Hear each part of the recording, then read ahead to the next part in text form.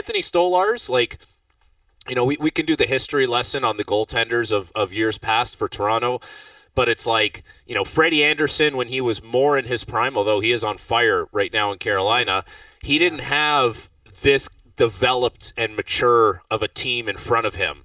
Jack Campbell, Ilya Samsonov, pinch hitting Joseph Wall, like it never had this feel of Anthony Stolarz where, yes, confidence in the guy's ability, but looking like a monster and not letting in a leaky goal, like just, making the saves you're supposed to make, and then a few along the way that you're not necessarily supposed to.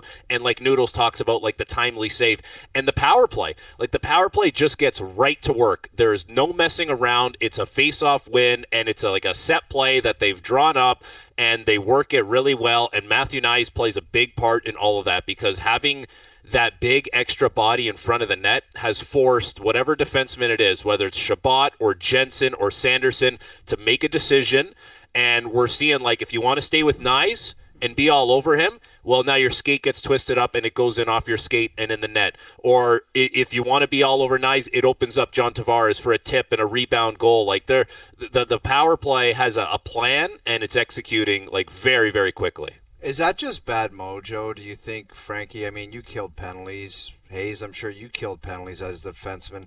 Like, me and Johnny were we had differing opinions on it, where he was like, you can't chase as much, and I'm like, I think when a power play scores on you that early, you got to go into attack mode as a killer, and maybe don't let them set up or have any kind of time at all.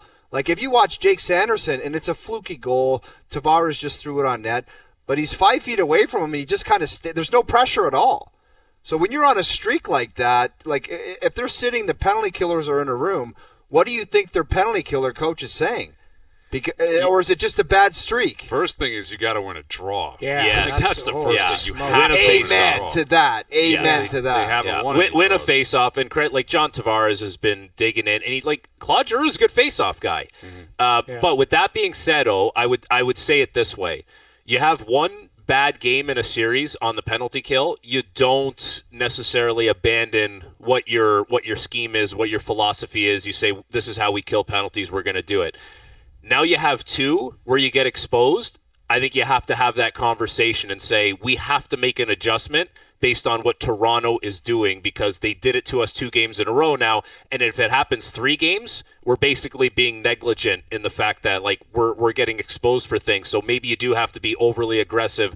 And then it's not like that plays into Toronto's hand, because if you haven't done that all year and now you're just running around, like, Toronto's got good players. They'll snap it around. They'll put it through your skates. They'll put it through your stick. Now that's an uncomfortable situation for you, but you have to put yourself there because you're getting exposed otherwise. So, like, I think that's part of the game within the game in all these series. But, like, Toronto's got the one up in a lot of different categories right now. Well, and that's where I was going to go, Frankie, is you can talk about winning or losing a draw, but I would say when you look at penalty kills when they're passive, and we had Gio in studio with us yesterday, and what did he say to you and I, Hayes, where he said a penalty kill, when they get scored on, it gets in their head a little bit, like they sit on the bench, and if you feel like, God, I missed that one, or I missed my assignment there, he goes, like, confidence is a fragile thing, especially that game 1 really messed with their psyche a little bit. So then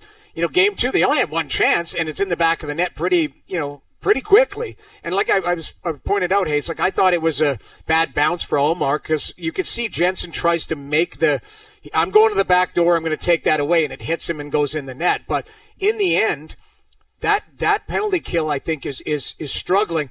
They're too passive. And you know what? You're right. If you're too aggressive on 5 forwards that want to move the puck around, I don't know if you'd like to go down swinging being aggressive, or going down swinging or not swinging and just standing there watching it go in. It's got to be aggressive. Always aggressive. But that's my point. Roddy Bridgemore's 100%. penalty kill in Carolina, it's the Peter Laviolette model, and they are going to pressure you all over the ice.